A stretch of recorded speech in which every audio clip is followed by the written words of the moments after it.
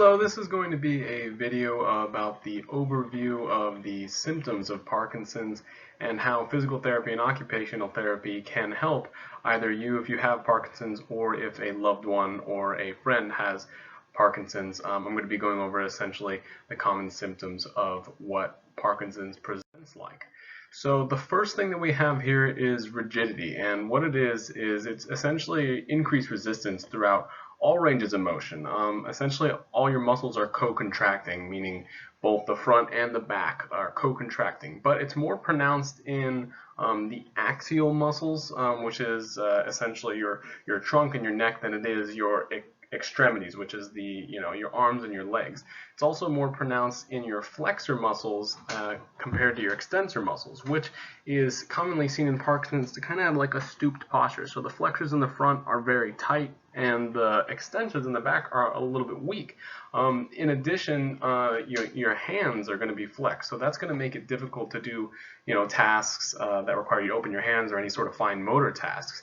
What we can do to help with physical therapy and occupational therapy is to essentially be activating those anti-gravity muscles, especially the extensors in the back. So we're trying to open that back up and use those muscles, stretching out the flexors, and also focus on dissociating essentially the hips and the shoulders, helping decrease that rigidity to increase rotation, because that's commonly used in a lot of daily activities. We can make sure there's a sustained active stretch with effort and tension. A lot of effort is what's really important in Parkinson's disease, being very big, and ensuring the largest amplitude range of motion is used for every repetition. Like I mentioned before, occupational therapy can also help for more fine motor tasks such as writing or buttoning a shirt. So the next thing is going to be bradykinesia and hypokinesia. So slowness is bradykinesia, and decreased amplitude of movement is hypokinesia. This is due to inefficient motor unit recruitment as part of the Parkinson's disease progression. This affects complex automatic movements such as reactive and anticipatory responses that are related to balance, in addition to everyday activities that we use. When balance is involved, this can contribute to falls, which is quite common in Parkinson's disease.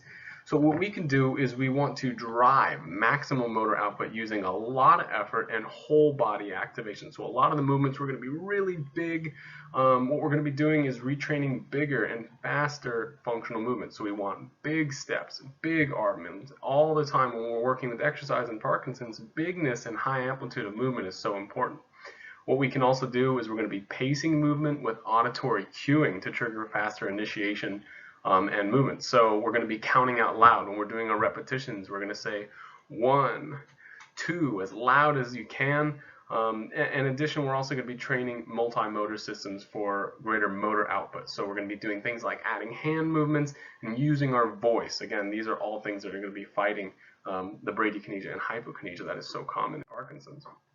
Next, we have impaired coordination and fluidity of movement. So what it is there's irregular timing of motor output, the movement that you do, that affects sequential coordination and essentially the smoothness of movement due to altered internal timing cues.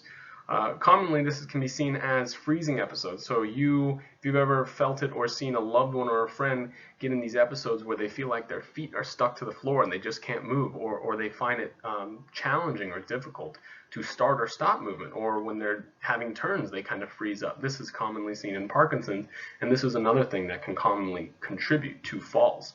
So what we can do to help is we can start simply and progressively build sequential components of the task, so going from easy to harder and more complex.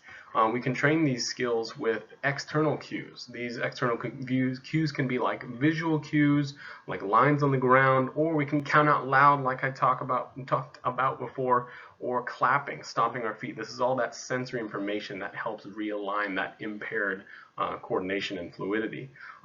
When we train with these external cues, we're assisting in initiating those movements if you're having difficulty. We're assisting in reducing those blocks and hesitations, again, when you're freezing, or to also improve the coordination of the movement. Also, what we can do is we can practice changing movement directions and positions quickly by combining movement sequences or flows, because that's what everyday activity is. It isn't just one exercise. You're doing things and moving into different movements. So next we have impaired sensory motor integration. So what it is, it's just difficulty with processing sensory information related to your surroundings, and that can affect body awareness and planning of movement. So what we can do to help is we can bring attention to action. This is going to help reduce reliance on vision and external sensory cues. So a lot of the time in Parkinson's with exercise, we're going to be having you look at your hands, for example, again, bringing that attention to the action that you're doing to improve that body awareness. Additionally, we're going to be improving quantity and quality of feedback by increasing quality of practice. Again, make it really big and a little bit exaggerate, not a little bit, really exaggerate. It might feel silly, but that's a lot of what helps undo or reverse, counteract all these things that are common with Parkinson's. Is just be really big, have a lot of intensity, and then just doing it a lot of repetition.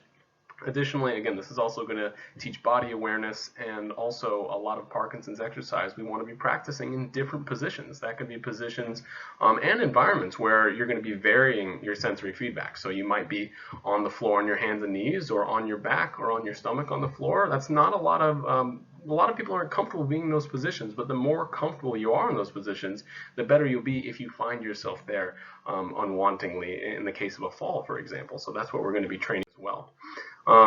We also have in Parkinson's reduced cognitive function and some emotional impairment. So for reduced cognitive function, in Parkinson's, it's very common to have difficulty sustaining and shifting attention.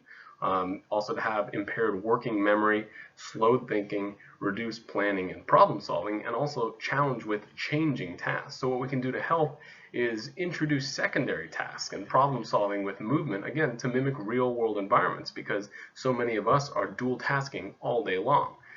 We can also focus on smooth timing of complex movement and synchronization of whole body movements.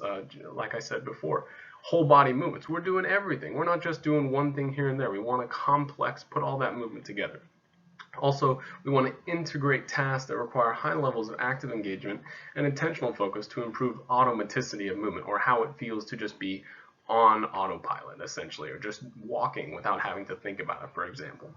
When it comes to emotional impairments, it's common in Parkinson's to have a loss of motivation, decreased interest in activities, and also anxiety. So what we can do to help, when we're doing all these exercises and activities, we're going to make it fun. We're going to make it silly. Again, you're going to be exaggerating. You might feel a little silly, but that's the whole part of this, and that's really going to help.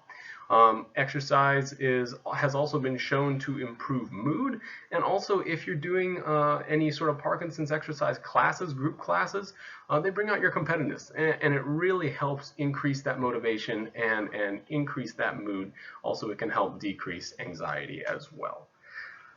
So the next thing we have is the benefits of exercise. So, as I've spoken about so far, it reduces those main motor symptoms of Parkinson's, that bradykinesia, or that slowness of movement, that rigidity, and also postural instability, which is, again, going to be, we're trying to reduce those falls. It's going to also enhance the efficacy of your medication, increase walking speed and step length, increase strength, improve balance, increase functional capacity, or your ability to do things throughout your daily life, increase your cognition, mood, and overall it's just going to improve your quality of life.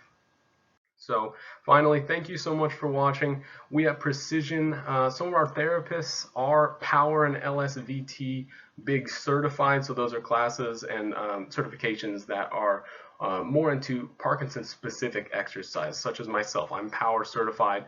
In future videos, I'm going to be going over some of the moves that are part of Power, and I hope you stay tuned for those videos, and thank you so much for watching.